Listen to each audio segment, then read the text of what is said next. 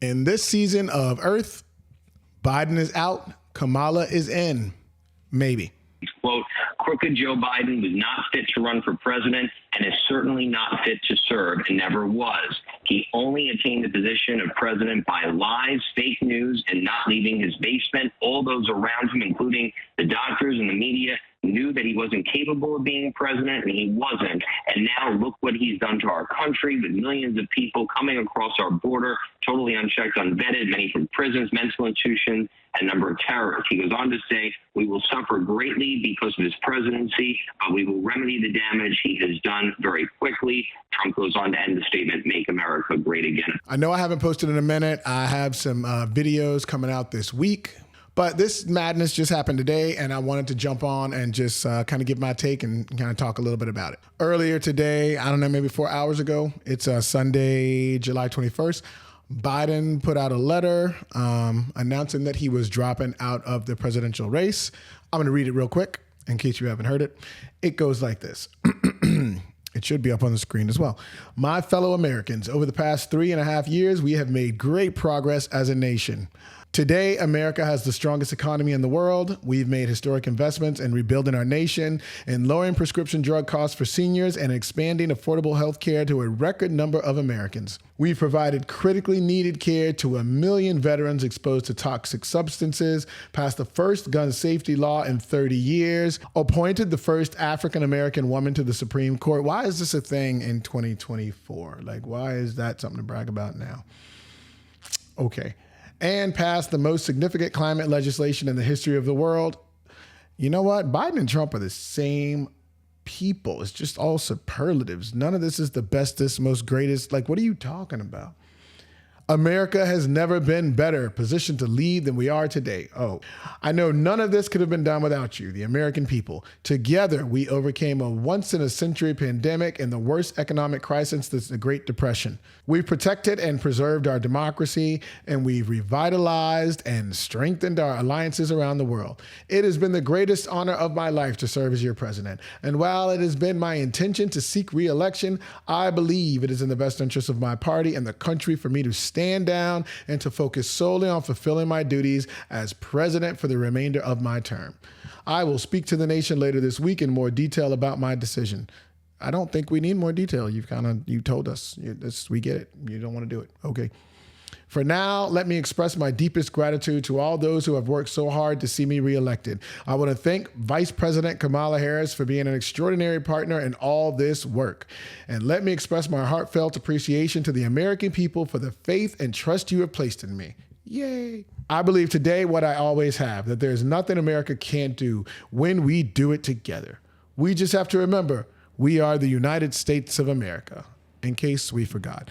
Yeah, let's talk about it. So if you haven't kept up with the news, about 3 weeks ago, Trump and Biden faced off in one of the most pointless presidential debates in recent history. And while no one can claim victory from the debate, Biden was most certainly the loser. Immediately following that debate, there were calls for him to stand down and to drop out of the race. He steadfastly rejected those calls. Fast forward a few weeks and there's a botched assassination attempt on former President Trump, which honestly still has me scratching my head. I'm not going to get into it, but it does seem that it's easier for the public to accept gross incompetence than to think that there's something else going on there.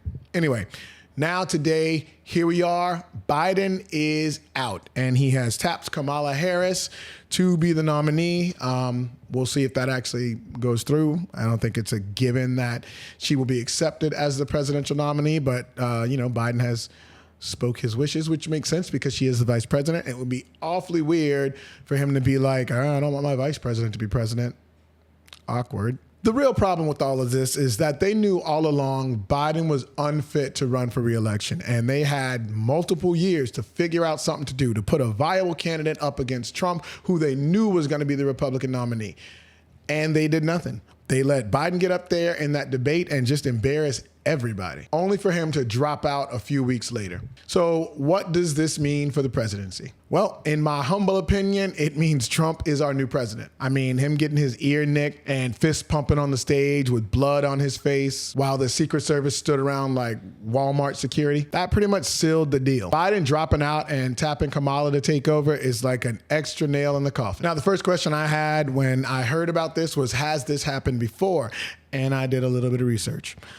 So for a little history, in 1952, Truman announced he wouldn't run again. Coolidge also announced he wouldn't run, but I don't know the year of that. It was a long time ago. In 1968, Lyndon B. Johnson opted out of running, but both of these occurred over 250 days out from the actual election. I believe this is the first president to drop out of the race during the general election, and certainly this close to it. So now for the scary stuff.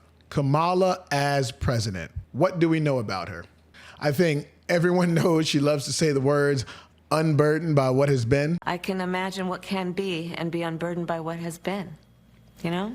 What can be unburdened by what has been. What can be unburdened by what has been. What can be unburdened by what has been. What can be unburdened by what has been. What we can see, what we believe can be, unburdened by what has been. But beyond that, I have no idea.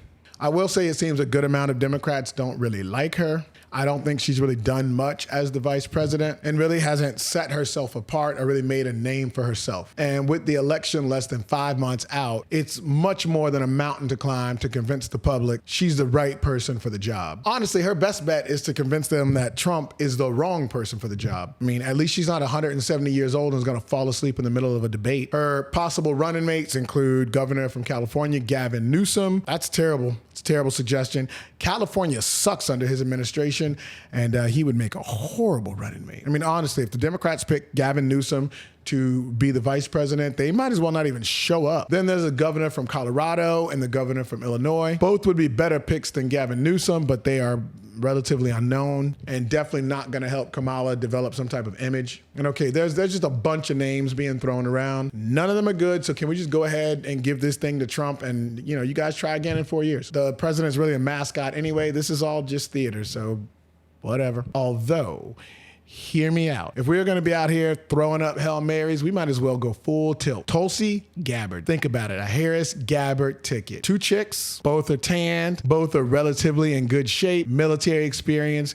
Governing experience. One's a confused Democrat. The other's an independent that says Democrats suck. Trump wouldn't know what to do with himself. You want to beat Trump? You got to play his game. Get out there and see if you can get him to call you a bitch on national TV. Or even better, the C word. I would say it, but my mom watches some of these videos. And when he does call you that, you don't cry. You don't go, oh, Trump, he's so mean. You look him in the eye and you say, you geriatric, liver-spotted, walking corpse. If you don't get a refund for that spray tan and that dead raccoon of a toupee, blah, blah, blah, blah, blah. Whatever, you win. He's going to unravel. That is how you win the presidency against Trump. But let's go back to reality. Trump has already won this thing. And if Kamala does become the nominee, they're just going to partner her with somebody just as boring as she is. And then Trump is going to bully both of them. I guess I say all this to say, welcome back to the Oval Office, President Trump.